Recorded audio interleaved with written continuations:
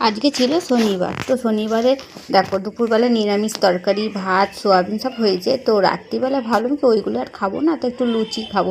তো মনটাও চাইছিল লুচি খেতে। তো ও বললো চলো লুচি করো, একটু আলুর চচ্চড়ি করলো টমেটো দিয়ে। তো বেশ ভালোও লাগে মানে লুচি দিয়ে খেতে, বা আলুর দম ঘুগনি এগুলো ভালো লাগে। তো আমি আলুর চচ্চড়িটা করে ফেললাম তো রাতে।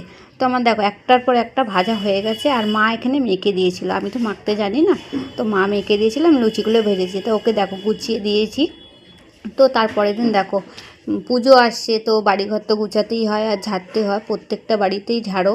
তো আমার তো এইদিকে মানে সব কিছু ঝাড়া হয়ে গেছিলো। তো আমি জানলার এই দিকটা এত ধুলো পড়েছে, মানে রাস্তার ধুলোগুলো, তো ওগুলো পরিষ্কার করে নিলাম। তো তা ওষুধগুলো ছিল, তো ওষুধগুলো আমি মুছে নিলাম। দেখো সব কিছু বাড়ি কিন্তু আমার ঝাড়া হয়ে গেছে।